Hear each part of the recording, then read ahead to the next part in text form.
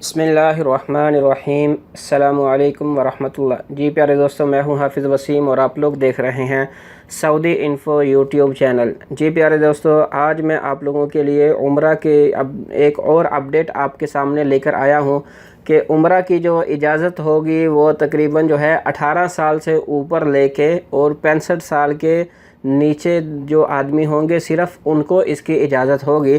مطلب ابھی جو یہ بیماری ہے کرونا وائرس کی وجہ سے بچوں کو اور بوڑھوں کو اس کے اجازت نامے جو ایپ آئی ہے اعتمارانہ، اگر وہ اس پہ جا کے اپنا اپلیکیشن پہ رجسٹریشن کریں گے بھی تو ان کو وہ اس کی رجسٹریشن ان کی وہ کینسل ہو جائے گی، کیونکہ عمرہ کی اجازت نامے صرف وہ 18 سے لے کر 65 برس کے افراد کو جاری ہوں گے۔ عمرہ کی بحالی کے حوالے سے مکہ میں اجلاس ہوا۔ سعودی وزیر حج ڈاکٹر صالح بن نے کہا ہے کہ عمرہ اجازت نامے کی کوئی فیس نہیں ہے۔ 24 گھنٹے میں عمرہ زائرین کے 12 قافلے کو عمرہ کی اجازت ہوگی۔ سبق ویب سائٹ کے مطابق وزیر حج عمرہ نے کہا ہے کہ 18 سے 65 برس تک کے افراد کو عمرہ اجازت نامے جاری ہوں گے۔ عمرہ زائرین کو گروپوں میں تقسیم کیا جائے گا، ہر گروپ کے ہمراہ ماہر صحت ہوگا۔ انہوں نے کہا ہے کہ سعودی قیادت نے ہدایت دی ہے کہ ہنگامی صحت حالات میں عمرہ ادا کرنے والوں کو تمام سہولتیں مہیا کی جائیں۔ سعودی عرب بانی مملکت کے عہد سے لے کر اب تک دونوں مقدس مساجد کی خدمت کو اعزاز کے طور پر انجام دے رہا ہے۔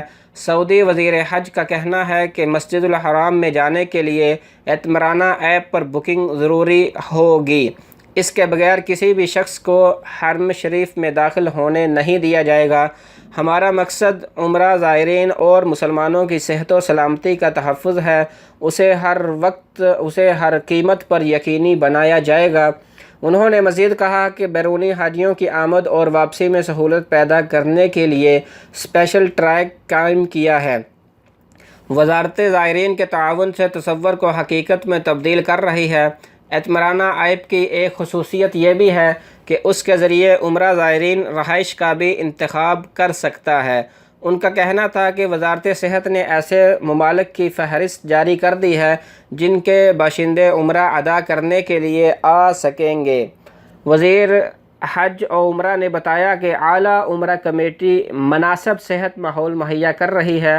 ہم نے تکنیکی مسائل پیدا کرنے کی صورت میں اعتمارانہ ایپ کے متبادل بھی تیار کیے ہیں۔ عمرہ سے واپسی پر ہوٹلوں میں SOPs نافذ کیے جائیں گے۔ علاوہ ازیں مسجد الحرمین اور مسجد النبوی انتظامیہ کے سربراہ اعلیٰ ڈاکٹر عبدالرحمن السدیس، وزیر حج و عمرہ ڈاکٹر محمد صالح بن نے عمرہ کے پہلے مرحلے کے انتظامات، مقدس مساجد کی انتظامیہ اور وزارت حج و عمرہ کے درمیان تعاون کے طریقوں کا جائزہ لیا گیا۔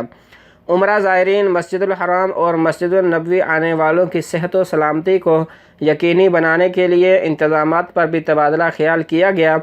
سبق ویب سائٹ کے مطابق عمرہ کی تدریجی بحالی کے تناظر میں اجلاس مکہ مکرمہ میں ہوا۔ تو پیارے دوستو، یہ تھی ہماری آج کی اپڈیٹ عمرہ کے متعلق۔